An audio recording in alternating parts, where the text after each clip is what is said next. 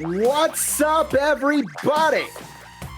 Welcome to the Spot Show Podcast, an independent wrestling podcast with a few pit stops along the way. And boy, are we taking a pit stop today. It is going to be something that is very, very special, something that I have really been looking forward to. This is content I've been wanting to create here on Spot Show because we always talk about the pit stops along the way. Well, let's take one of those pit stops, and that pit stop is to a movie theater for a huge movie that's playing right now. I, of course, am your host, Jim Mint 10 Dickie Wabash, and in the passenger seat of this pit stop, we have got that old Clydesdale himself, straight from Shotgun City. Clayton Clark is here on the Spot Show Podcast. Clayton, how we doing? I'm doing good, but you got to put it over right, man. I'm in the shotgun seat, you know? Oh, I'm riding killed the the shotgun seat. Okay, I killed the gimmick, brother. I apologize about that here one. On it. Like, I I'm know. riding the shotgun seat. I know. Hell yeah. But yeah, let's just get into it. You guys see it in the title. This is going to be something different. Yeah. That we really, I mean, we've had conversations like this on Spot Show before, but I think this is going to give you a side of Clayton, for example, that like you maybe have never seen before. I mean, you've seen a little bit of this from me, but we're going to review Marvel's Thunderbolts asterisks. That's what we're going to be doing today here on Spot Show Podcast. I've been wanting to bring some like more current event movie stuff to the podcast, and I don't know if many people, they may have picked up on this on your past appearances, but Clayton Clark is a bit of a pop culture nerd freak whenever it comes to stuff like that. Out. I'm a nerd.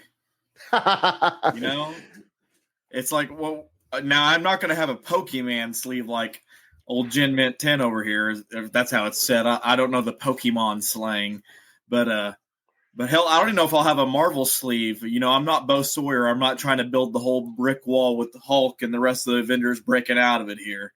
But brother, anger is a gift. Anger is a gift. But no, I'm a huge mark, as we say, for anything Marvel related. Hell, DC. I really like some of the other superhero stuff, like out of that two brands, like The Boys, Invincible. I like some of the side stuff too. So, but yeah, I'm a huge mark for stuff like that. Yeah, I'm excited to get into it. And before we do, just want to remind everyone, this is, of course, the Spot Show Podcast. Each and every week, I get on here with one of my friends, sometimes Michael Madrox, sometimes someone else, and we talk about this wacky world of professional wrestling and everything in between. If you like what we're doing here, you can go on over to patreon.com/MadBash Studios. Back us at the $5 tier. You're going to get this show early and ad-free each and every week. But that's not the only way that you can support us. Go to MadBashStudios.com. There you're going to find links to our YouTube channel, our Facebook, all of our social media. Go there, like, support, subscribe, whatever you got to do. Go to your favorite podcasting platform and leave this podcast a 5-star written review. That is the best way that you can keep the envelopes full and the microphones on, Clyde. And we like that. We like those full envelopes. You got to make that money. Love that money. You got to have that money now. You know what I'm talking about. What's the? Oh, that's Talladega Nights. Okay, yeah. I knew it was. Love that money. Love that money. Hey, before we get into this, two more though. We got some plug skis. We got some quick plug skis coming up here. Of course, May 24th, MadBash Studios is going to be at the Sewer Layer parking lot sale in Terre Haute, Indiana. If you want to see MadBash Studios in Terre Haute, Indiana, here's your chance. We're going to be set up there. We're going to be doing some promoting. We might have some MadBash boys there. We're going to be selling some awesome toys. Come hang out. Come stop by. Come say hi to us there. All the information on that can be found. Sewer Layer Toys on Facebook.com. And then the next weekend, May 31st, the Danville double feature is coming back to Danville, Illinois. Let's start with the MadBash half of things, then we'll get into the NVW side of things. MadBash Wrestling presents the Blue Album is going to be taking place in Danville, Illinois. For more information on that, follow MadBash Studios on Facebook. You'll find all the information. And Clayton, you're going to be on that card too on the second half. New Version Wrestling presents Proving Ground, and it was just announced today that we're recording this. Clydesdale has issued an open challenge for the MVW Heavyweight Championship. Oh, that's right. I mean, we got to have some new blood step up. I want to see what's new out here because it's kind of been the same old song and dance, you know. I've wrestled, defended my title against Christopher Gates, and we've wrestled a few times. Did the same with Kindle Fire, you know. It's not like that match hadn't been seen anywhere, you know. I thought it was the first time you guys ever wrestled. Yeah, right. But no, yeah. We're destined to do this forever. Yeah, we play jokes, but we kind of literally have that whole Rocky Apollo Creed thing going on, and it's a competitive thing where we took it on the road, kind of, especially ever since that EPW heavyweight title match we had where Matt Maverick got involved. But you know, that's another show we're promoting. Like I said, we're back in Danville that day, and I'm really excited to see who might step up. I wanted to talk to the owners of that company a few weeks ago, and I was like, hey, I want to issue an open challenge. I want to do something new. I want to see something that's going to surprise me. And, you know, this is my third defense, so I really want this one to be different than the first two. I want this to be a shock to me, not only to the audience. So I'm excited for it. I can't wait to see who's going to step up, and I'm ready for whoever comes.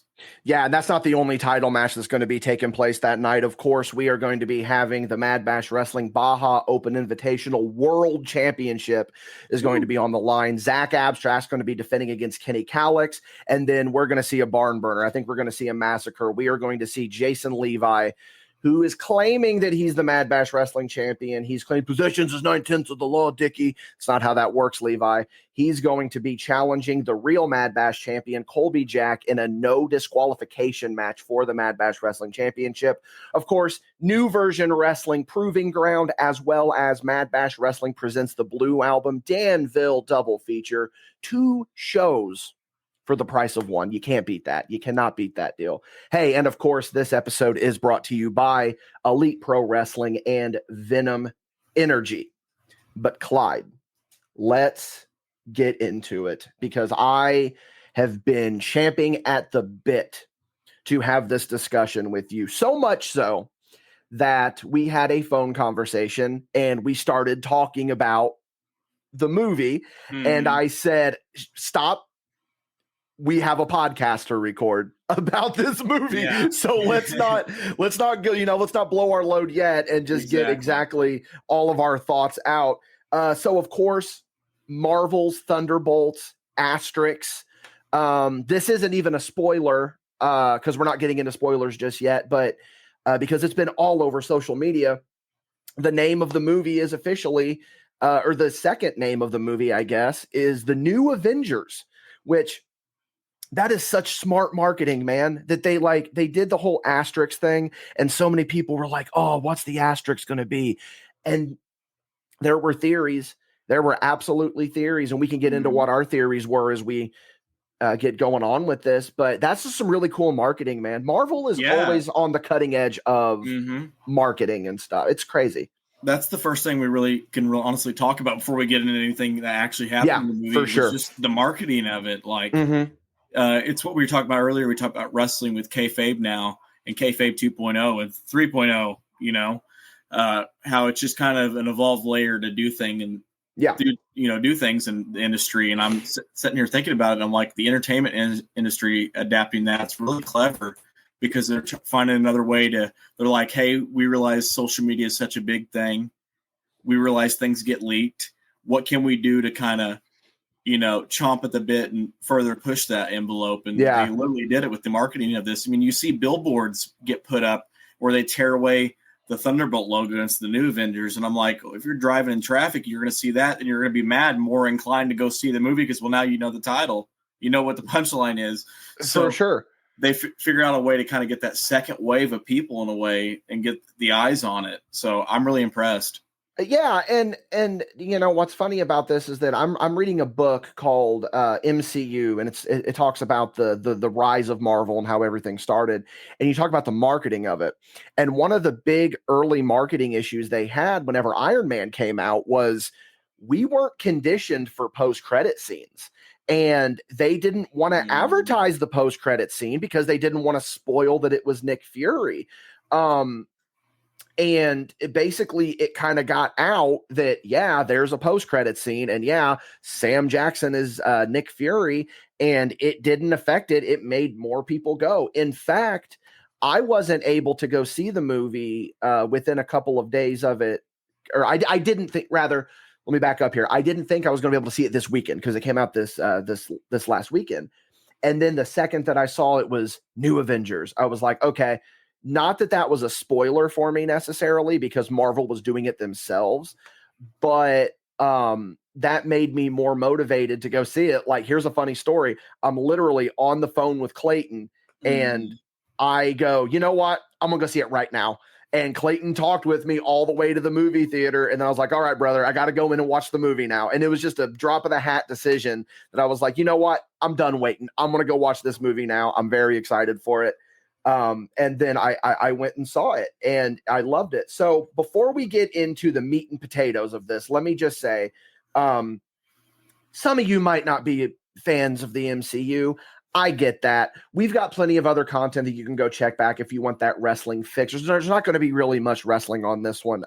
Or maybe, just maybe, you are a Marvel fan and you have yet to see Thunderbolts / the New Avengers. That's why we're going to be time stamping when spoilers are going to be starting. We'll give you fair warning when we're going to be getting into spoilers. But maybe you just want to hear our thoughts on it real quick. So let's do this, Clayton. With no spoilers, just give a quick synopsis, your thoughts on the movie. Well, from what on paper looked like Marvel's Suicide Squad, it ended up being the exact opposite of. This truly felt like a team. And I think it was hands down like the best movie we've seen since Guardians 3, but it was also one of the last movies we've seen that kind of had that team vibe at the core of it. And I feel like Marvel and the comics have always been that. They've always been these singular stories where we see a crossover with another singular story. And it's like, how are these characters going to react with each other? I mean, we've seen it in the first Avengers movie. Remember Thor, Iron Man, and Cap fight? That fight right there showed their strengths, weaknesses, and how they would react to each other. That right there will also show how they would team together because they've seen, what it's like whenever they fight. And the first scene of Thunderbolts, when they're all in that room where they get sent to, we won't even get into it, but they're all in that room. They're fighting. Yeah, we'll spend time on that. That's a good scene. Trading the knife, all that. It really showed like their strengths and weaknesses to each other, but also how in that fact they were even stronger. It's the whole thing. Like once they're united, they can do anything. But it's really their trauma and their mental psyche that kind of shows why they're all alike. More, it's not even just that these people just fight and shoot, punch and shoot. That was the joke. Is that all we do? Punch and shoot? No. Been through some of the most psychological, mind fuck things. That's why you're able to, succeed. That's why nobody else could take down the Void for that reason. So I think it was incredible. It was a moving movie. Like it was an action movie and it was also something like really emotionally moving. So that's incredible to pull off, especially in 2025. Yeah, I'm going to mirror everything that Clayton just said there. I agree with everything that he said. I was talking to V about this and I was like, hey, good movie. And he was like, I'm probably going to wait for this one to come out on Disney Plus. It's a movie about people that I just don't care about, like teaming up. And I was like, I'm going to tell you this right now. I'll just say this. I don't think that the trailer does the movie justice. No. I think that the trailer is tricking you, and Marvel is notorious for doing that. So I think that they did it on purpose, of where we really thought that this movie was going to be one thing, and it was a completely different one. And this isn't, we're still not in spoiler territory yet, but I mean, just things that like, who gives a fuck about US Agent? Like he was in a show that not many people liked. And, Florence Pugh as Yelena. Yelena Belova. Yelena, sorry. I'm awful with names, brother. Yelena, tomato. It is what it is, brother. But she was, Black Widow was not a very well received movie. And then we didn't see her again until Hawkeye. So people didn't really see that. I bring those two up specifically because they steal the show. I think that Wyatt Russell and Florence Pugh, along with Julie Louise-Dreyfus as Val, they are the big three that steal this show for me. I think that David Harbour as Red Guardian steals the show for a different reason than what these characters do. But yeah, I think like don't let this trailer dissuade you from being like, I don't care. Like fucking Ghost. Who cares about Ghost? You know, It's like, exactly. No, go see this movie. Like it's great. So, I mean, that's pretty much our opening thoughts here. I mean, I think that just to give it what it is right now, I don't know if I'm ready to fully say it just yet, but man, MCU's back. We're back, baby. 100%. I think we're back. The nice thing is, like, for people who aren't like maybe consistent viewers, or they're like, oh, we've seen like the first couple original Avengers movies, but we've kind of fell off since then. This is also a good movie to come back in because it's kind of an introduction to a lot of these characters in a way, because a lot of these characters are meeting for the first time. So you don't have to watch those 3 Disney Plus shows and those 3 movies, you know, just to understand the story. And I think that's became Marvel's problem here lately. There's been a lot of homework, and it's not felt organic as it used to be. That's really all the MCU has become, is homework. And but I will say this, and then we're going to start getting into spoilers here. I'll give you guys fair warning when we do. This is the type of movie that, yes, I do agree with you. You can go into it and like not know a single thing about any of these characters. I mean, Bucky is probably the one that you're going to know the most because we've had the most screen time with Bucky, and we've seen him do a lot of things. It just came out. I don't mean to cut you off, but it just came out like yesterday. Is it him and Tom Hiddleston's Loki? Aren't they the 2 characters that have been in every phase? Oh, wow. I'd not heard that. I'd not heard that. I can see. I kind of looked into it, and it's right. Yeah. Wow. Okay. So pretty much what I'm saying here is, yes, the one character that you're going to know the most is most likely Bucky. You're not really going to know Val very well because she has been kind of in the shadows the whole time. You're going to know Red Guardian kind of. Yeah. You're going to know Red Guardian a little bit. You're going to know a little bit. But you can go into this and still enjoy it. However, if you have done your homework and you know these characters, you are rewarded for that. And that is the perfect recipe for an MCU movie, is that, like you said, it has felt like homework for the last 2 phases. You know, and honestly, one could argue the last, like, 2, 3, 4, 5, 6, 5 all the way, not counting 1 because that was the start, but I mean, I would say up until everything post the first Avengers movie definitely has felt like homework. And this is one of those movies, again, I will say it again, that it rewards you for having done the homework. But if you didn't do it, it's not going to give you a slap on the wrist. You're still going to be able to enjoy it. Yeah. It's a good transitional movie because it's this, team, where each character kind of gives you an understanding of a different part of the Marvel world. Mm-hmm. They're all from different places culturally and, especially in their lives, they've all been through several different things. And we kind of see that with some of the stuff with the Void, which we'll talk about later, of course. Yeah, which we'll get into that. Yeah, it gives you an insight into these people. Like, you think you know them, but, you don't. You don't know what they've been through and the trials and the tribulations. So, and that I'm ready to get into that. By trauma. Yeah. It is. One would say that they're a trauma unit. Yeah. But okay, so I know that this is early than how we normally do it, but here's what we're going to do. We're going to go ahead and hear a word from our sponsors, and then when we come back, we're going to get into the plot of the movie. So let's hear a word from our sponsors. This episode is brought to you by Elite Pro Wrestling. We all love live entertainment, right? We all love live wrestling, right?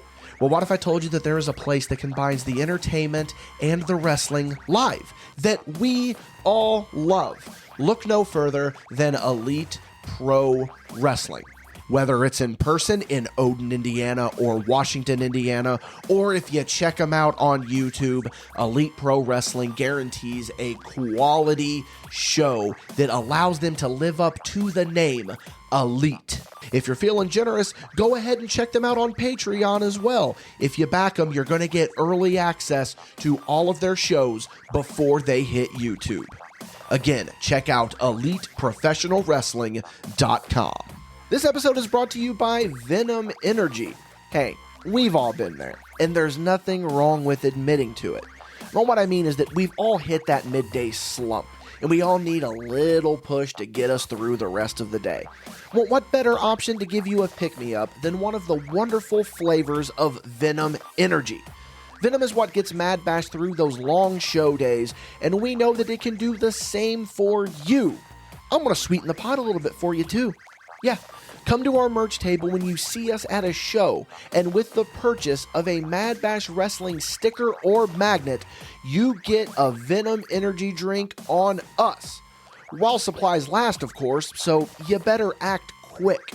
We'd like to thank Venom again for sponsoring this episode. Please consume responsibly. Not recommended for children under 18, pregnant or nursing women, or people sensitive to caffeine.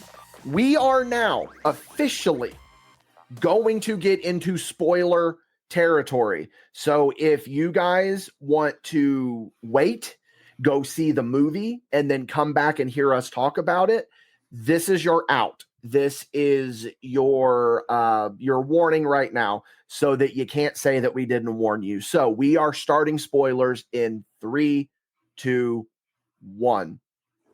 I am so glad that they just shot Taskmaster in the fucking head within the first 12 minutes of this movie, because Taskmaster was so useless.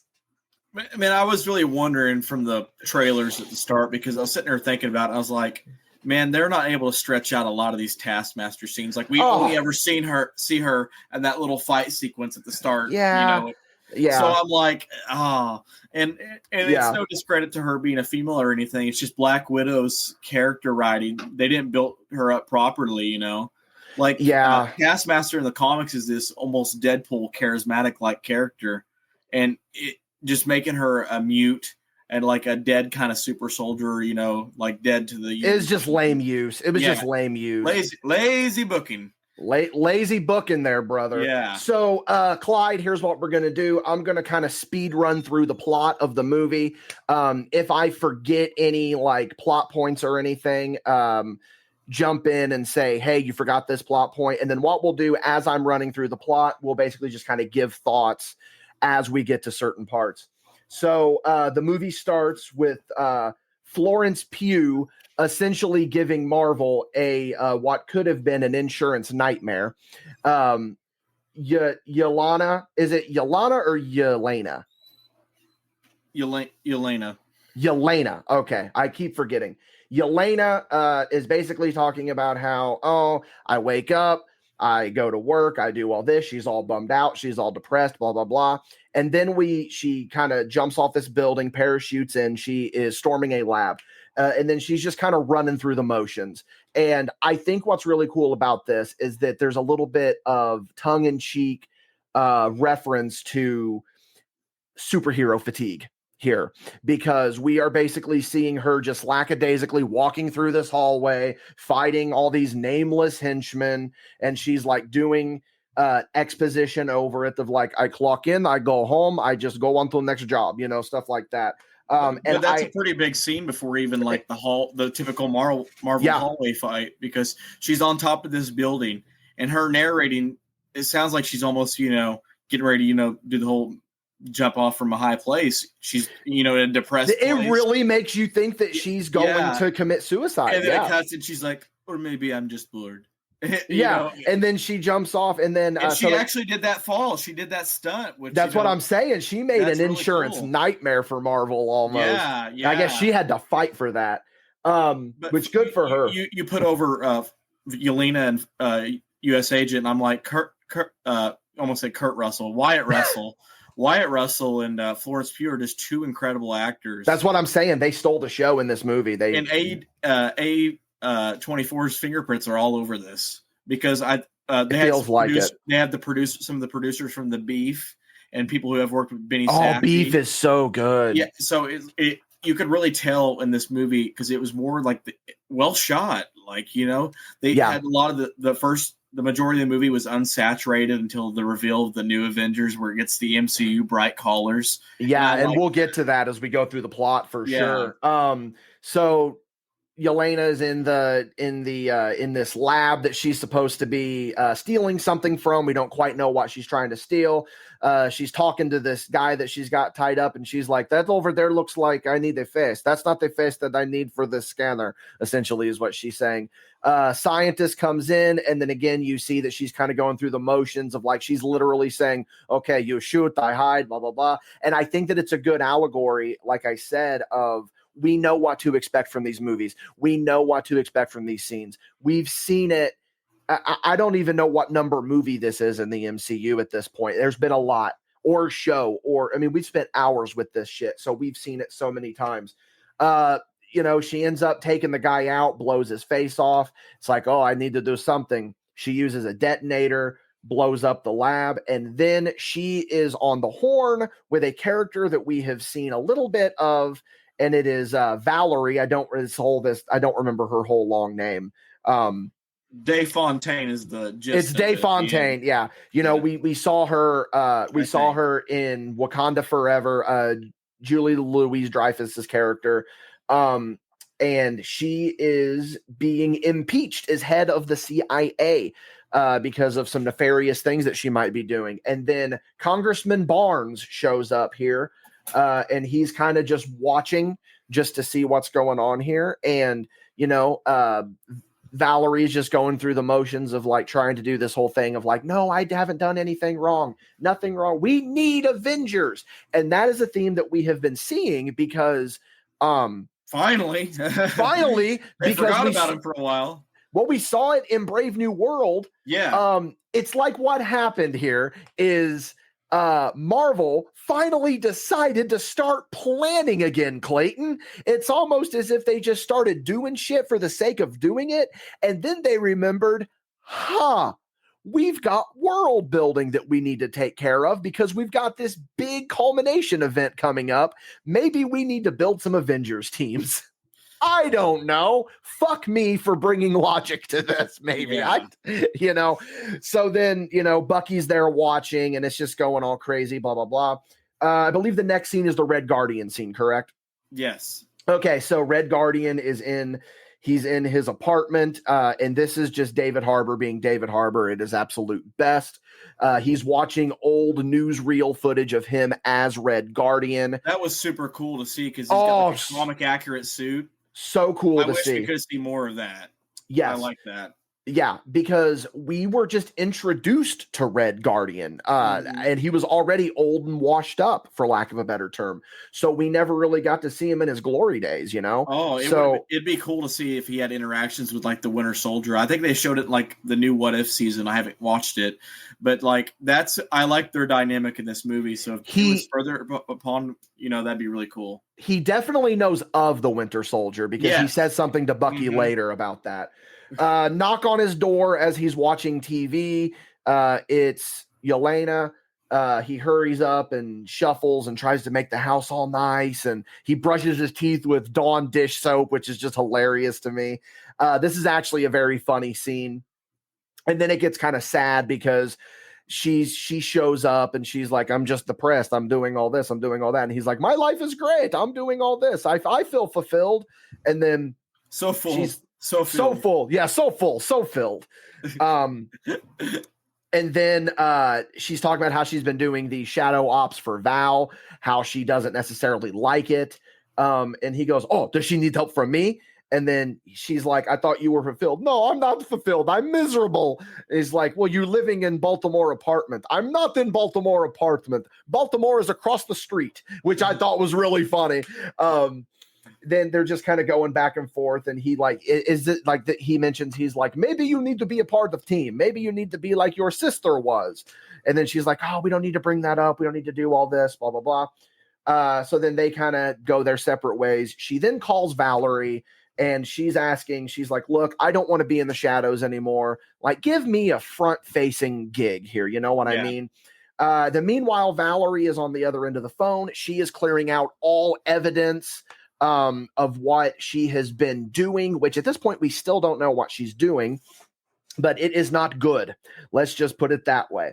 So then I liked she her tells assistant Mel too. I feel like she was like an underrated character. Yes, Mel was such a good character, and I hope that they do more with her later. I hope that they use her as like the person that's like wrangling the new Avengers and like telling them, hey, here's the mission that you need to go on. Or maybe she's just like living in the mansion with, or not the mansion, but the watchtower with them. Mm-hmm. Or, maybe she's like the new Phil Coulson, which would be, that's the move.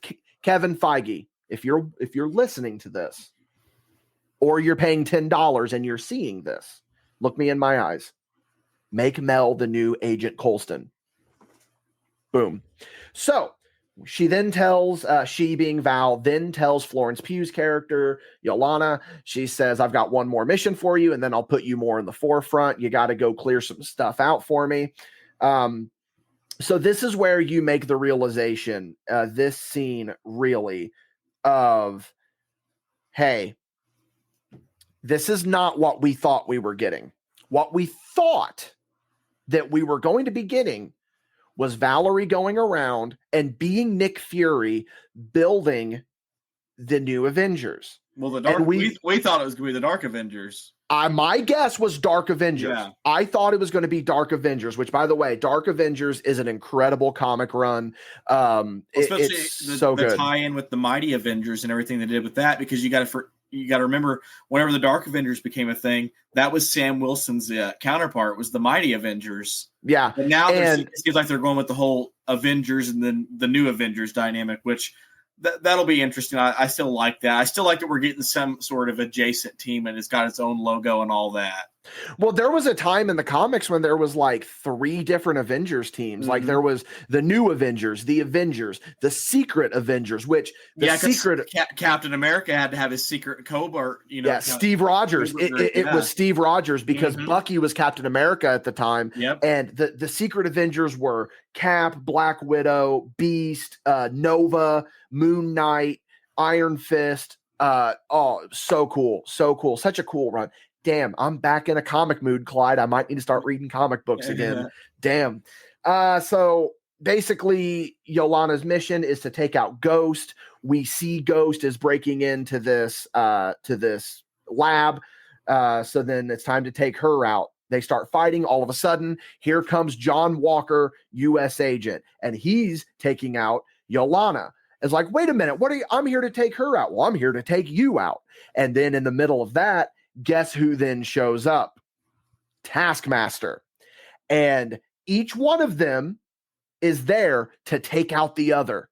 And we figure this out slowly. Basically, what Valerie is doing is that they are the loose ends that she needs to tie up. You have to guess based on their actions. Yes, because it's really cool how they did it. One is taking out the other. U.S. agent, I believe, was there to take out Yolana. Yolana was there to take out Ghost. Ghost was there to take out Taskmaster. Taskmaster was there for U.S. agent. And then it was that whole loop.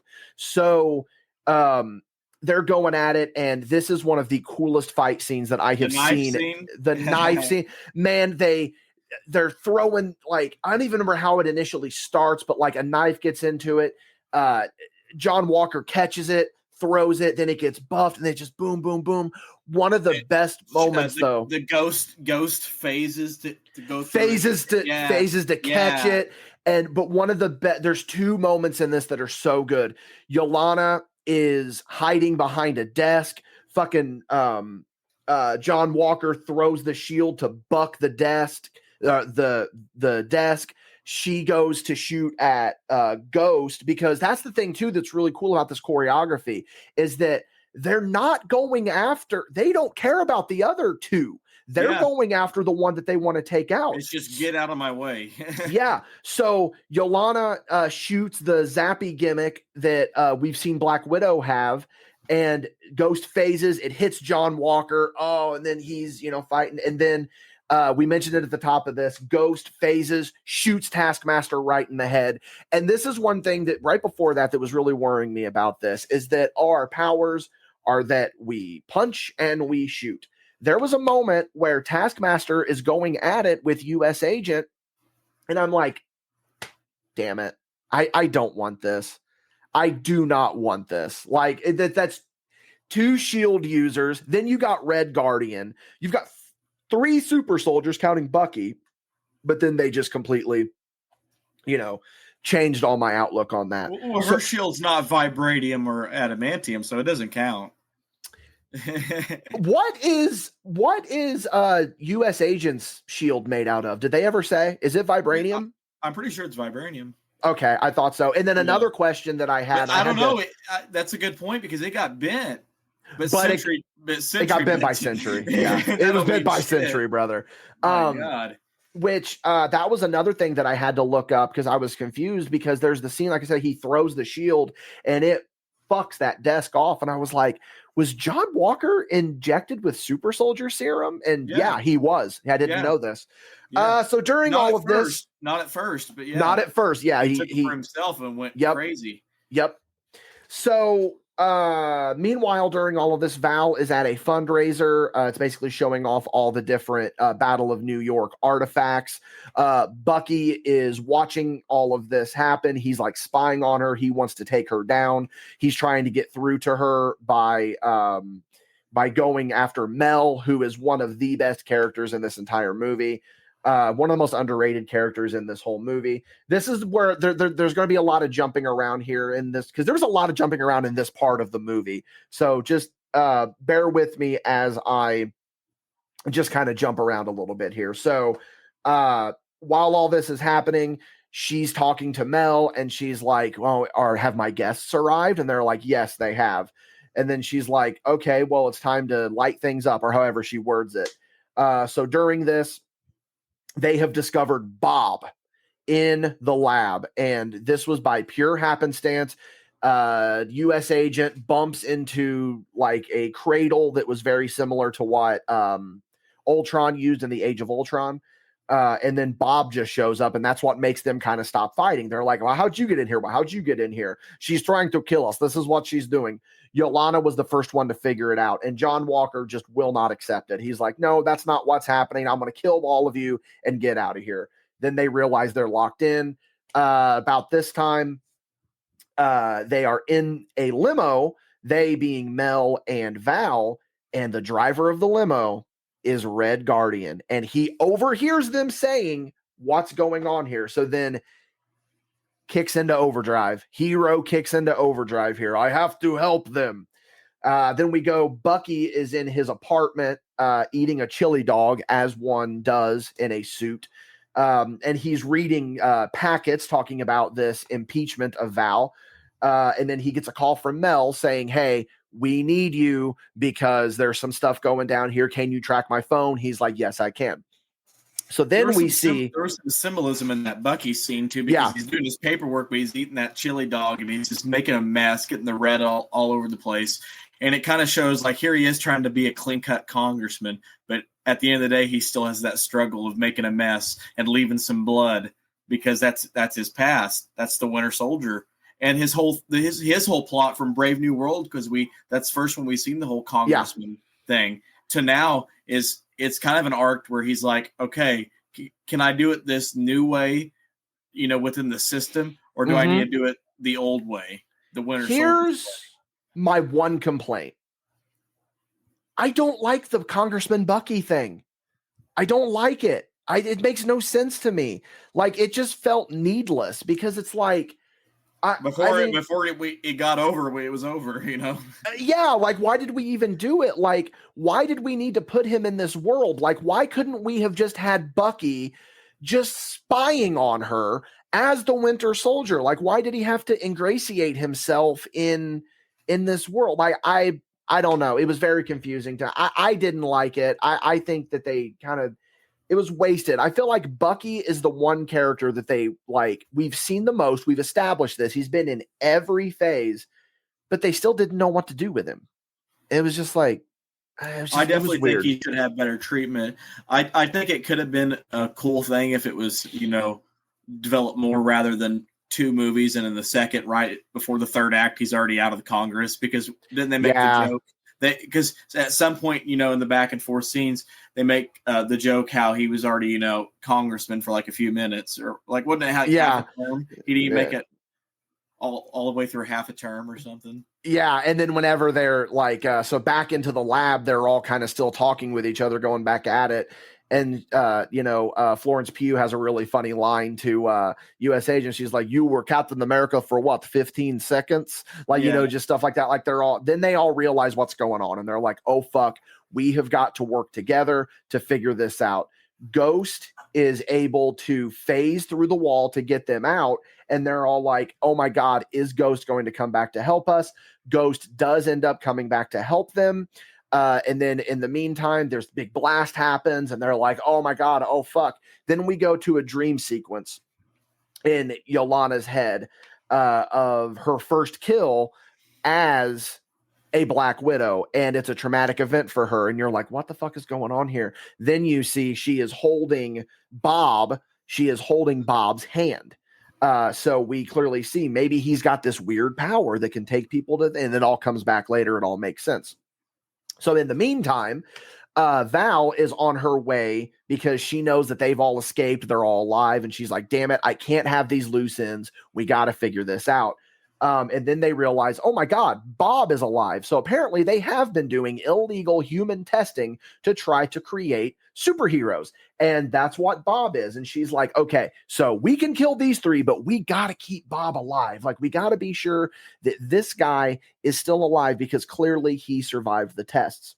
So they're in the lab. All the power is off. They have to figure out, how are we going to get out of here? We got to get out of here. So Bob comes up with the bright idea. Let's Emperor's New Groove our way up this elevator shaft. And they made it like an asterisk too. Yeah. That formation did. I thought that was kind of a cool thing. Symbolism, brother. Yeah. Symbolism. So they're getting up there. They finally make it up to the top and they're like, oh, fuck, what do we do now? We don't know how to do this. Then we see the selfishness of John Walker, or what we think is going to be the selfishness of John Walker. And he says, if you give me your staff, I can get us up there. Just give it to me. And then he just says, fuck it, grabs it, boom. But then he still saves them. And it's like, so you know what?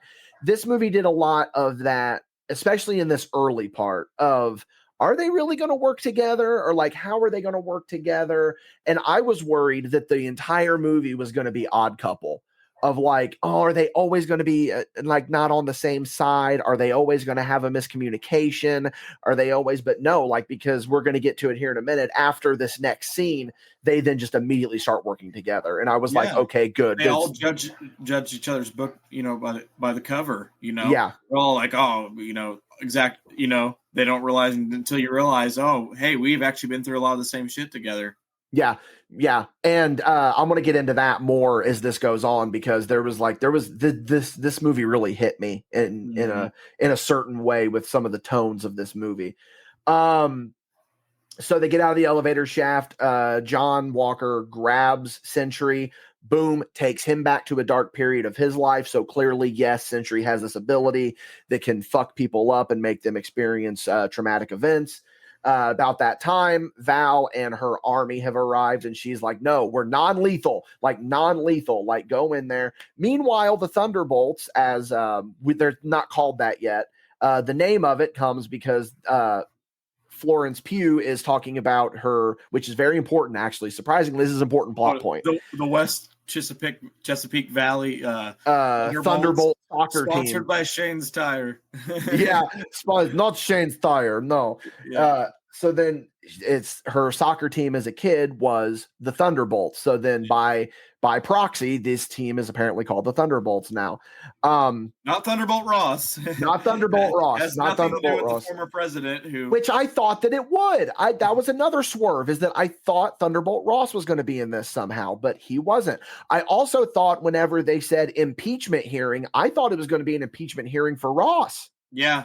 And then they swerved us with Val. So that was good. So they're coming up with their plan. They're bickering over how they're going to do the plan. They end up going one way. It doesn't quite work out. So they all have to kind of like fight out. And then they do the old movie trope, because they're surrounded. They're like, how the fuck do we get out of here? They put on uniforms. aren't you a little bit short for a stormtrooper? They works walk all the time. Oh yeah, they walk out. Ghost arrives with a vehicle. They go to get into a vehicle, and then this was my favorite John Walker scene of the entire movie. They're about to leave through the checkpoint. He's like, "You guys let me handle this." And then he starts talking to the guy, and it was like, what are you doing? It's like, "Oh, we need to go to med off base, or and then the guy goes, "Nope, the first aid is on the other north side. You need to go that way." And he's like, "No." And then he's just like, "Can you tell me who you are? Tell me your name." And he goes, "No." It's just like it goes south completely. About that time, you hear gunshots. Bob has decided that he's going to jump on the grenade, and he's running around with this with this rifle. Everyone's freaking out. Then a firing squad surrounds him. Val is freaking out, like, "No, don't kill this guy. We need this guy." And then they just open fire on Bob and they kill him. And or so we think. They're like, this is what he wanted. We need to leave. So they leave. And then what do you know? Bob resurrects. He comes back to life. His clothes are all torn up. And then they start to fire again. And he shoots up into the sky. And you can tell that it's like he has these powers, but he doesn't quite fully understand them. It looks like he's falling upwards the way he flew. Yeah, it was really cool. Like he's not in control at all because he doesn't know what he's doing. And we've seen some of that before in these superhero movies where these heroes don't really realize the powers that they have or how to use them for that matter. So especially the Spider-Man Miles Morales game, whenever you're swinging as him throughout the city, it's really uncontrolled and very infant like for web slinger. Same thing with Bob. You don't really he's not aware of his powers yet, mainly because he forgets a lot of times whenever he has spells like this. Which I'm glad that you said that he forgets, because that brings me into a point that I was going to bring up here, is that for those of you that don't know, Sentry is a superhero in the comics that has been around for years, but he gets forgotten. He forgets, and then people forget that he exists. Mm-hmm. And I was reading something that apparently they were going to adapt this into this movie, of where he was going to be at the Battle of New York. Yeah. He was going to be at the Age of Ultron battle. He was going to be in Wakanda fighting Thanos, but no one remembers him. Because of this weird reality warp thing that's around Sentry, which I think that would have been so cool to see those flashback scenes and see him fighting that. But at the same time, I'm glad that they didn't do that, because that could have gotten really confusing. But they can also do something like that later, so it's easier to work in, because because when you got people like Thor out there and Thanos, especially Vision, and also Doctor Strange. If Doctor Strange can see all these different realities and outcomes, how couldn't he see an individual who does this as well? Oh, absolutely. So Bob falls down like a meteor. They surround him. They're going to pretty much take him back to New York. Meanwhile, the team is escaping. They're trying to figure out what the fuck to do. There's a really funny scene between U.S. Agent and Yolana. They just kind of start bickering back and forth about Dr. Phil, which I thought was just funny banter, because it's like we thought we've been conditioned now to see that Disney side of these Marvel movies where there's going to be random spots of humor in it. And we saw that a little bit. We didn't see too much of it. I'm really happy with that. But it was delivered so good. Like Dave Harbour, it was kind of like Batista in Infinity War. It was well placed, happened at the right times. Like Dave Harbour and Batista's comedy are like the only MCU comedies, minus like Ragnarok, that I could be like, okay, that's the way you do it. Mm-hmm. Other than that, like you said, feels forced, out of place. Yeah. So they're walking through the desert. They're trying to hide from helicopters. They see you want to talk about well-placed comedy. This was some well-placed comedy. You see a limo busting ass through the desert, and Yolana knows right away who it is. And she's like, "Oh no!" And she's like, "She's hiding." The only way it could have been better is if he had like the Calvary tune playing. Yeah, just hauling in. But he's just like, "Yolana, it's your dad," and there's just like she goes, hello, and like waves really politely at him. Then about that time, they're all in the limo, and he's like, "Oh, here's what happened." He's like, I overheard this, and then so I figured I would come help you. He's like, I've been driving. You know how long it is to get across the country? Oklahoma alone took me however long. And he goes, by the way, do not drink out of that big gulp. And then you just see a piss-filled big gulp. So about that time, the cavalry arrives. They're going to start coming after them. And they're like, oh, fuck, what do we do? And then this is where we start to see it's like, look, they're probably over this now because they have officially accepted, like, look, shit is a little bit out of our control right now. And maybe we should work together. And right before all this happens, there's a really good scene where like Red Guardian's talking to Yolana and he's like, this could be team that you finally have. This can be team that, and you can tell that it makes her emotional in a way. And I just thought it was really Florence Pugh. God damn, Clayton, did she do so good in this fucking movie? Oh, what did I tell you earlier? I said her in one movie was better than, no disrespect to Scarlett Johansson, but because especially the character of Black Widow really makes a lot of Yelena's, backstory. So her death's responsible for her to, kind of, she walked so Florence could run. But she was better in one movie than I thought Black Widow was in 6 or how many movies she was in. Absolutely. So much better. So about that time, here comes the cavalry. They're attacking. John Walker's blocking with his shield, not really working. Boom, Bucky shows up. Explosions all over the place. Holy shit, Bucky's Red not Guardian's actually bricked up. All about Red Guardian is fucking. That's Winter Soldier. And he's like, I've heard of him. So excited. And did you notice something I caught too instantly? Whenever he cocks his gun and spins it, it's from Terminator 2 Judgment Day. That's what Arnold does on the bike. And so good. He does his original move from, Captain America Winter Soldier whenever he, puts the fragmented disc under the vehicle and it explodes. It's the exact same shit that that we've seen him do before. So it's like we're just too many years too late. That was the problem with Bucky. They need to do more like that. It's that comic repetition that we're so used to, that we see these heroes do this stuff in these comics all the time. Now we're seeing it on the big screen. Yes. They're like, oh, fuck, Bucky's here to save us. No, I'm not, motherfucker. Boom, blows up their limo. He's got them all tied up. He's like, I'm going to use you because we need to get rid of Valerie DeFontaine because she is a fucking problem. We need to do this. And they're like, no, that Bucky, there's bigger shit going on here than you actually realize. And he's like, no, there isn't. Fuck Bob, whoever the fuck Bob is. I'm done hearing about Bob. Bob? Then about that time, Mel calls Bucky. She's kind of on the fence. And she mentions, she's like, Bucky, there's all this crazy shit going on with Bob. And they're like, yes, Bob, thank you. We agree. So then that's Bucky's light bulb. And he's like, okay, so then I guess we kind of have to work together now.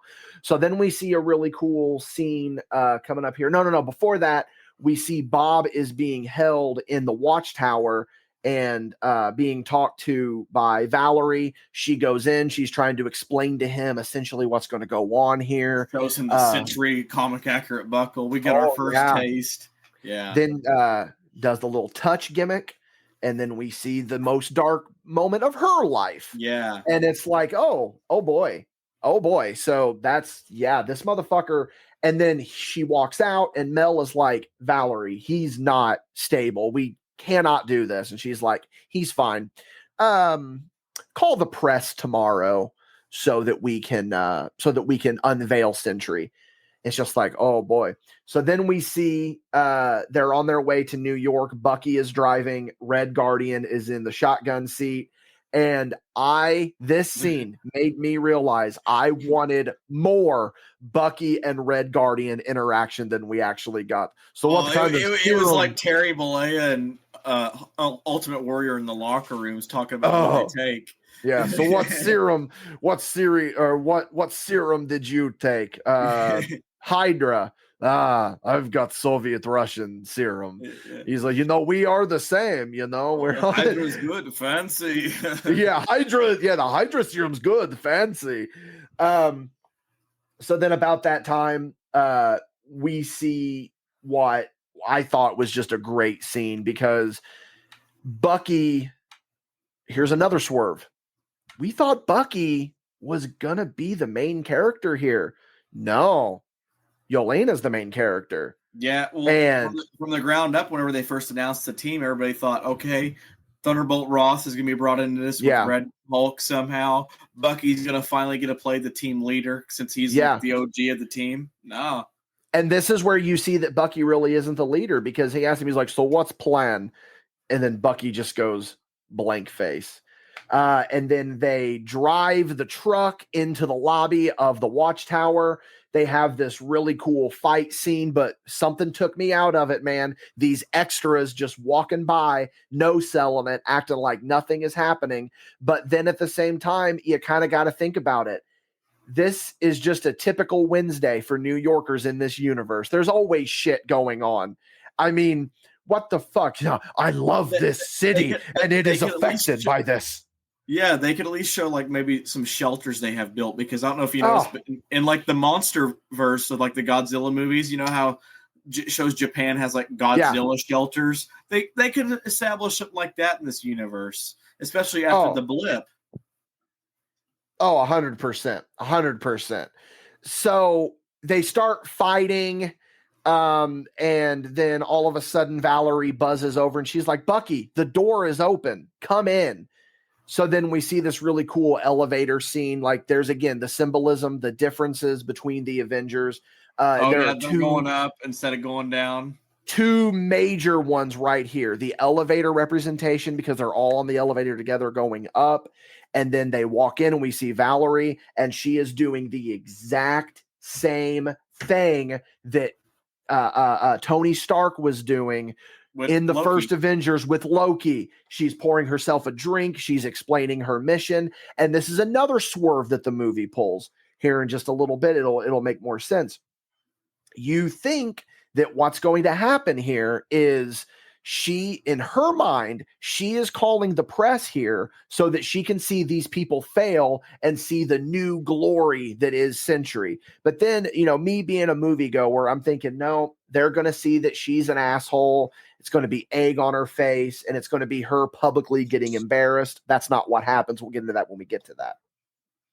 So then about that time, Sentry walks down the stairs. Very comic accurate, arguably the most comic accurate suit that we have ever seen in an MCU movie. Even more so than Star Spangled Captain America in Captain America, the First Avenger.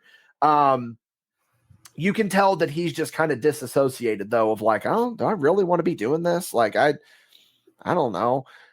So then we see collectively the Thunderbolts start attacking.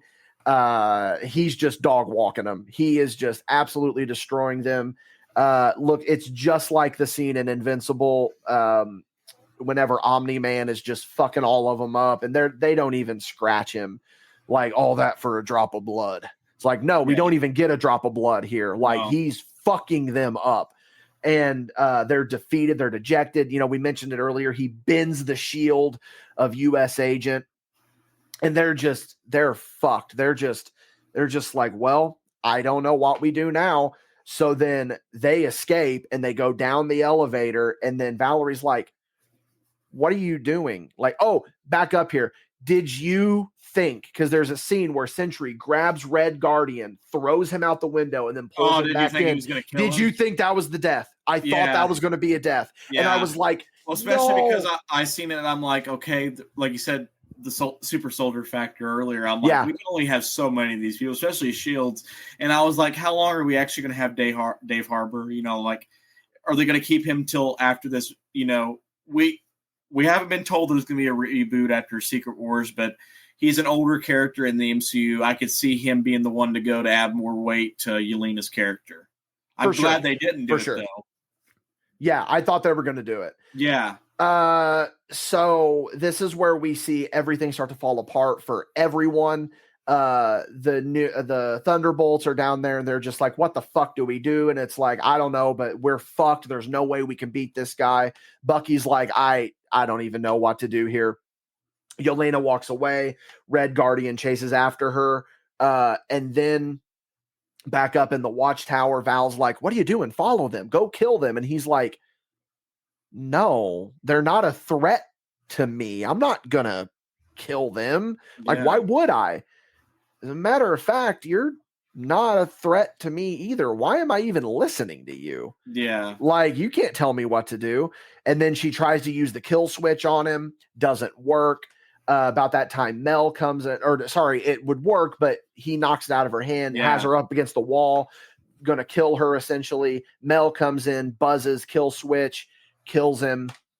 Which that was a big thing too, but you got to look at her from her perspective. She was looking out for her own safety in that moment. It's not like, oh, yeah, I'm wrong about my worries about this woman. She's actually not insane. Yeah. It wasn't that at all. 100%. So, yeah, that was that because she was kind of a tweener throughout this entire movie, but that was kind of her heel turn right there. She was like, no, I'm going to help her out here. So back down, Yelena has walked away. Red Guardian is following her. And this, Clayton, is the second time that I have cried during a Marvel movie. Well, you notice that scene takes place on the underpass where the Avengers first assembled. Yep, it's the same general area. It's on the underpass. They're on the bottom compared to Avengers being on top. I love the symbolism in this movie. Oh, so good. It was really good. So Red Guardian's trying to give her a pep talk. She's not having it. And then she finally just explodes. And she goes, I'm lonely. And this is where the truth of what this movie really is hit me. This entire movie is a therapy session for loneliness, essentially. This movie is about mental health and how you shouldn't be defined by your past, and you can get through these dark times and, depression, loneliness, all this stuff, trauma. It's real, but you can beat it. And as someone that suffers from depression and loneliness and all that, it resonated with me. It resonated with me so much, and how apropos that it is coming out during Mental Health Awareness Month. Like, May is Mental Health Awareness Month, and then that's the subtext of this entire movie. It fucking clicked with me of like, it's about having a support system around you and dealing with your traumas. Don't push your traumas down because they are just going to come back and haunt you. And that's what this movie does such a good job of displaying. Loved 100%. it. I feel like it's also from a meta standpoint. It's like that's where the MCU's been here lately. A dark, traumatic time, and you can't judge these characters by their past or how they were introduced or drugged down in MCU Disney Plus shows. You have to kind of, be there with their, trials and tribulations and see where they were and where they come out of at the end of the tunnel. And they were all at different places, but they, still came out at the same place at the end. And I really felt like that was telling of a good movie because everything just kind of rhymes. It's like poetry. Yeah, George Lucas. But it was just so good. Yeah, it was so good. And then, let's call it what it is too. You said that you teared up during that scene as well. It's emotional. It's emotional. It was the goalie line. Whenever she's like, "Why did you?" He's like, "You know why?" He's like, "Why did you want to be a goalie?" She's like, "Because I didn't have to run as much as the other kids." And then he's like, "No, that's what I mean about Yelena. Like, you could really get behind a character a lot who's willing to feel on the screen and like show her emotions, but in times of being sad, she's still got that moral compass to be like, hey, I need to crack some jokes just so I can get through it and get other people through it. And that's what the goalie is. That's what the goalie is. She's taking accountability for other people's mistakes, and she does that in the team, and she's there for everybody. And I'm like, that's why I loved her so much more than Black Widow, because she wasn't this trained female assassin that can seduce men and throw a hell of a spinning heel kick. It was more than that.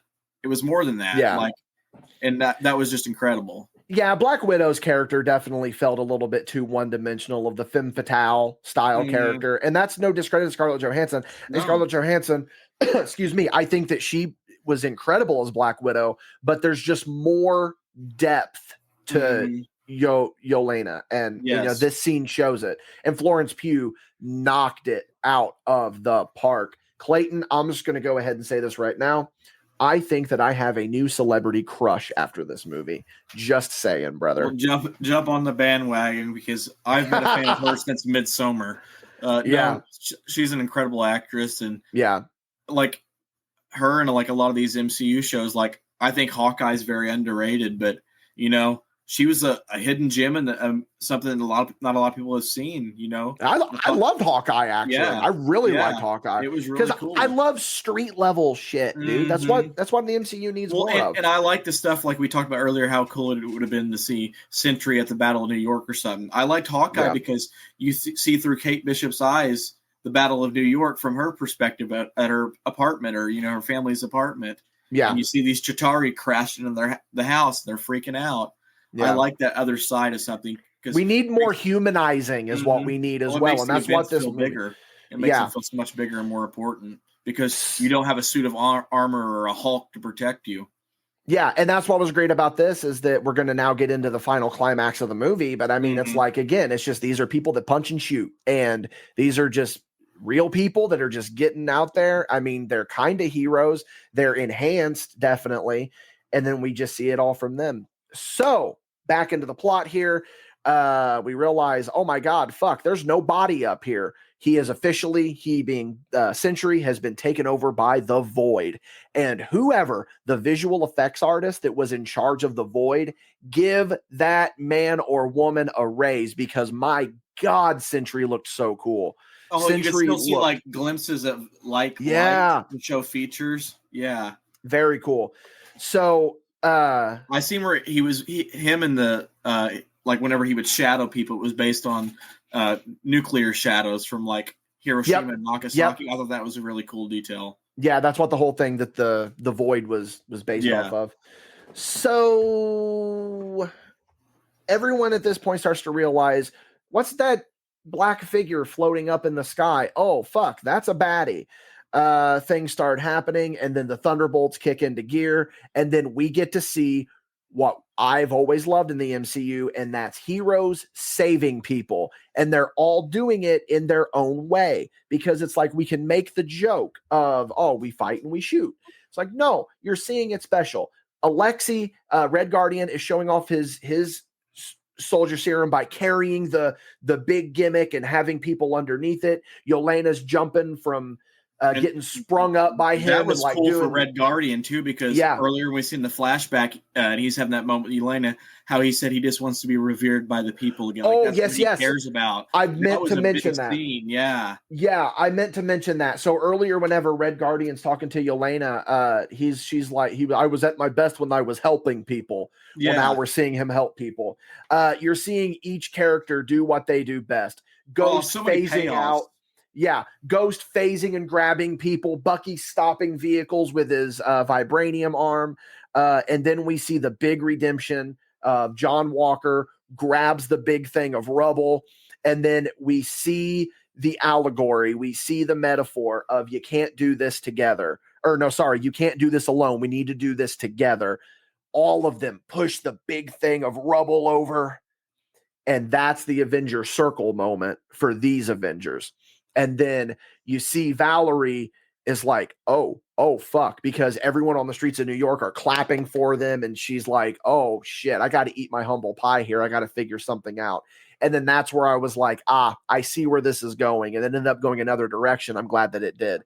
Which she would have been working at that time, being like right in the middle of the final fight when they're, you know, in the Void's mind and all that. She would have been prepping the press conference, which we'll talk about. So that's a cool thing to think about. Yeah. So then Red Guardian saves a little girl, and then all of a sudden she gets fucking zapped. Oh. And dude. And that's what I mean. Scenes like that to give it weight. It wouldn't have meant nearly as much if we just seen everybody get shadowed out all at once, you know? Yeah. But the fact that we've seen that one little girl get saved. Yeah. Then you see all the other people are getting shadowed, and they're like, what the fuck do we do? So they retreat again, you know, and they're like, what do we do? Like, we're over our depth here.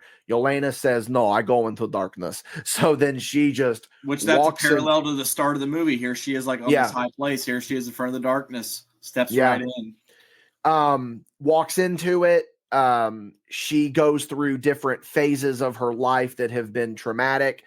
She literally breaks the fourth wall and goes into another one, and then goes into another one, and then goes into another one. And then meanwhile, while all this is happening, Alexi's losing his fucking mind. He's like, oh, she's dead, blah, blah, blah. And so then I don't remember who it is that makes the initial call. Someone says, we probably need to go in there too. And then John Walker's like, no, they're right. Like, you're right. We need to go in there. And to see John Walker take charge, it was like, fucking A. He's an asshole, and he's been an asshole the entire movie, but that's what U.S. Agent is. He's an asshole. I like how they play it too with him, whereas Steve Rogers is always the first one to get everybody on board. He's always the last person to, he's always very good parallel. Yes. Yeah. He's very good parallel that I didn't even pick up on. That was a really good one there, Clyde. Yeah. So then they all decide we're all going to walk into the darkness. About that time, Yelena is in the darkness. She's talking to Bob, which that was one of my favorite parts of the entire movie. Bob. The way that she's just Bob. He's always Bob. He was Bob in Top Gun Maverick. Yeah, for sure. For sure he was. So about that time, all of the Thunderbolts arrive in the scene with everyone, and then they basically have to traverse through all these dark moments of Bob, and they have to fight him methed out as a chicken spinning the sign. That had to be a Breaking Bad reference. Oh, how could it not be methed out spinning a sign? Yeah. Badger spinning the sign. Yeah. So they end up in his dark moment, which is in the lab that Yelena was in at the start of the movie. Basically, he has to fight Void. He has to fight it. And everyone's held back. This is up to Bob. Bob must be the one. I'm going to do that for the rest of the podcast. I'm only going to call him Bob. He has to fight Void. Everyone else is pinned back by different traumas, whatever. But then Bob starts laying it into Void, and the Void starts to overtake him. And then we realize it's like, no, you're not going to do this with just fists. And it all comes back, Clayton, because what do we all do? We shoot and we punch. And guess what's not going to win this fight? Shooting and punching. Yeah. Oh my God, it's like they're doing storytelling. It's like they're finally doing storytelling again. And it's like, thank fucking God. It's like poetry, it rhymes. Yes. George Lucas. So basically they all break free and they all embrace Bob. And it's like, this is showing that like you need people here with you. Like we need to be together to do this. And then by showing that they have come together right now over me, they beat Void, and Void is gone, and they pop back. They're in New York. Bob doesn't remember a damn thing, which is what happens with Century. He doesn't remember whenever things happen to him. He just kind of blips back into existence.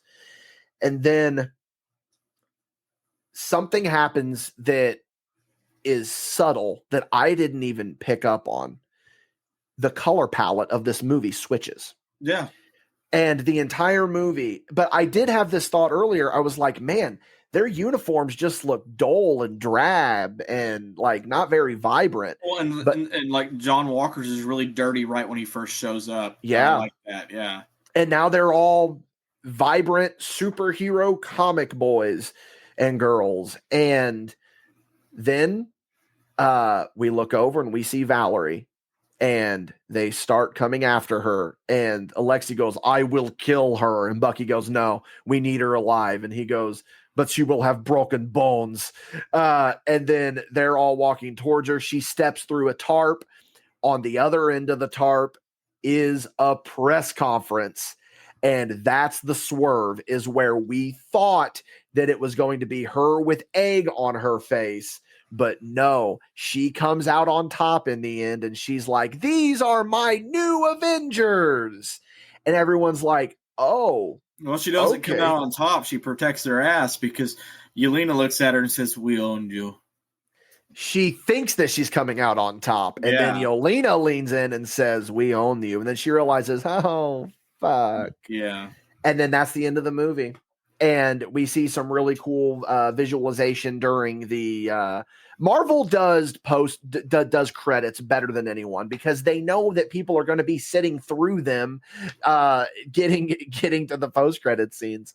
That's why they give you a mid one if it's a big one at the end. Yeah, this one was the longest post credit scene, and it was good. We'll get to that one after we get to the mid credit scene, which was fucking hilarious. It's Alexei is in a grocery store and he walks up to a woman who's shopping for cereal, and he grabs a box of Wheaties and he's like, which he's like, not even a communist anymore. He's just a capitalist at this point. Yeah, you know what I mean? Yeah, and like he's just like, "This me on box," and like hands it to her, and she goes to walk away and then sits it down, and he goes, "This is me on box of Wheaties." Then we cut to the credits, and then we get the post-credit scene. 14 months later, we have time jumped 14 months. So what I would Sam like Wilson to see, still hasn't formed the Avengers. Yeah, Sam Wilson still has not formed the Avengers. But we've got new Avengers, and they are bickering because it's like, have you talked to Sam about this? Like, he's like, dude, he's going to file a trademark for the Avengers. We're fucked here, basically. So they're all like just trying to figure out what to do. Alexei comes in with this really funny tracksuit, and he's like, "We avoid lawsuits by putting Z at the end of Avengers." Hey, it worked. My friend Cecil did it. Hey, amigo. So about that time, we look over. We see Bob is still there. He's just kind of sitting back, reading a book, drinking a beverage. And then we get something on the radar. There's like, oh, there's something. A satellite is picking up something. And then we see the satellite image, and it's a spaceship barreling through space. And I knew right away that it was going to be the Fantastic Four, because we've seen that same ship in the Fantastic Four trailers. I don't know. But at first, I thought it was the astronauts coming back from the first Planet of the Apes. Oh, I'm like, that bit of twist. Could have been. Then the ship twists and there's a 4 on it. So we know that it is some version of the Fantastic Four. And then that is Thunderbolts. Dude, what if it was a different one? Wouldn't that be whack? Oh, like what if it's like, what if they did that? What if they did that? They got like the. That's what I'm saying. Like, why would showing that shows that, okay, either. Because people can't automatically assume that, oh, Galactus destroyed the world, because what if they survived and they're just taking the trip to good old 616? Or what if it's the fact that this is a different team of because what if it's the ones from the original movies? Because we've seen the ship from the new Fantastic Four, but we haven't seen their logo on the ship. So what if their logo on the ship looks different? You know, we don't know yet. That would be cool. It definitely probably is, but I'm just saying. Oh, yeah. It's the what if. This is what really gets people excited, because everybody starts asking what if. I mean, they have a show named after it for that reason. A bad show at that, by the way. I do not like What If. It was good the first season. First season was great. And then it's just dumb shit. Like this shit that we don't care about. Like Mech Avengers. Come on, dude. Yeah, I couldn't make it past that episode. Yeah, that was a bad apparently one. What's her face hooking up with Howard the Duck. Yeah, like give us the real one. Give us Steve Rogers returning the Infinity Stones. God damn it. That's what Captain I want. Hydra. Yes, exactly. All right. That's the movie. Clayton, we gave our first thoughts. We're going to give our closing thoughts now. Overall, I mean, what do you think of the movie? I think it was a solid 8.5, 9 out of 10. I think it could have been a full 10 out of 10 if they capitalized more on the Bucky arc. So let's go with the MadBash scale of 1 to 5. What would you give it on the scale of 1 to 5? 4 out of 5. Still. 4 out of 5. It lacks that one just because I don't think the movie was at fault at it. It's just they included a character kind of story or arc that felt too or not established enough, like you had said with Bucky. So I completely agree with that statement. But no, like I said, I think we're on to a group that could be Guardians-esque. You know, they're the perfect blend of a Motley Crue team, ragtag together.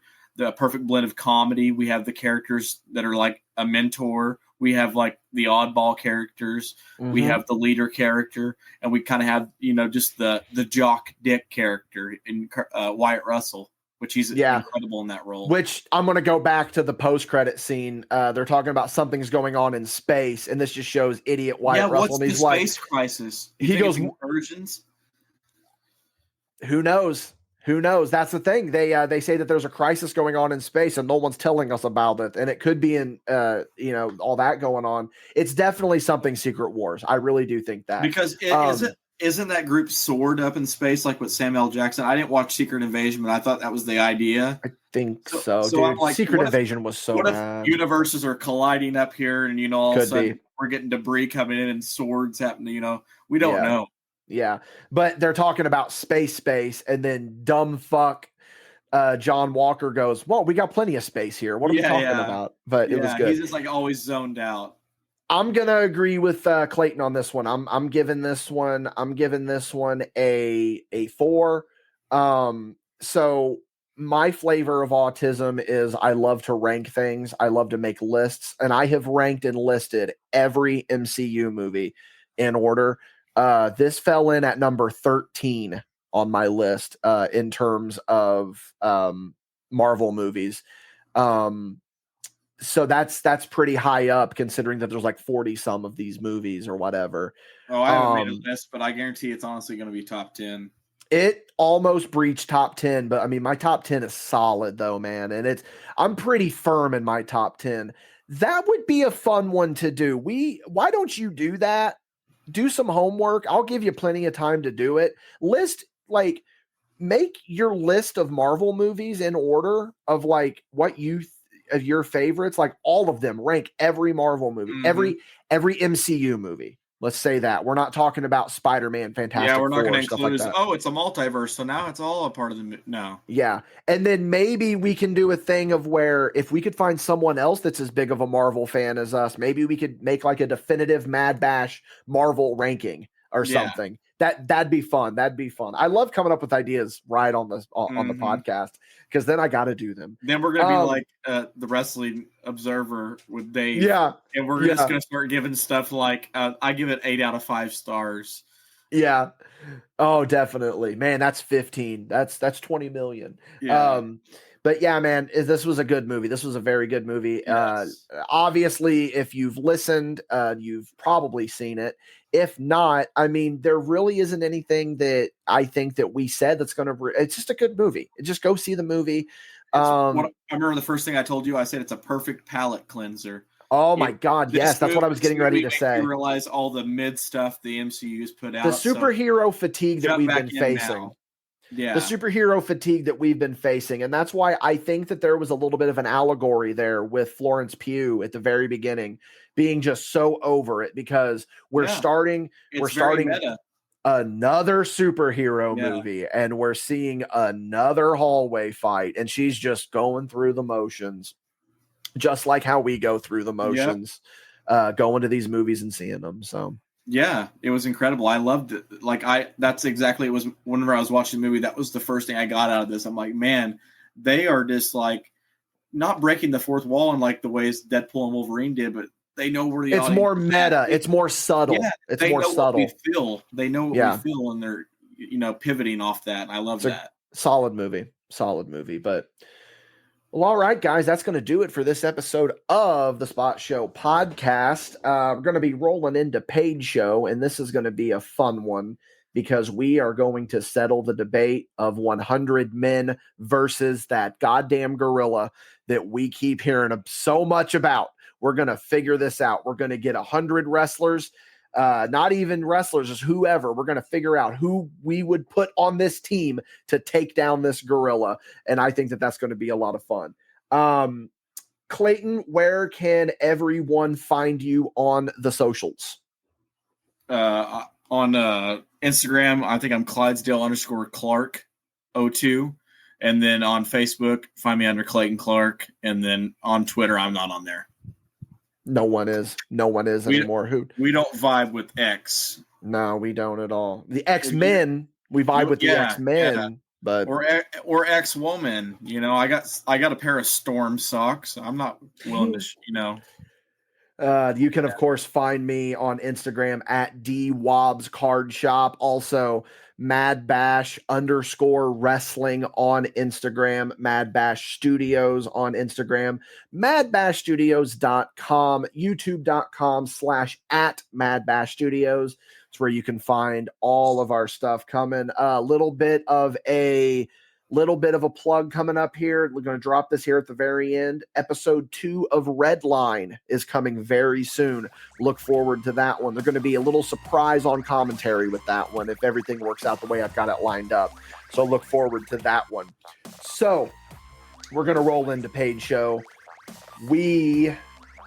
For those of you on the Patreon, we will see all of you there. And for everyone else, we'll see you down the road on some form of content.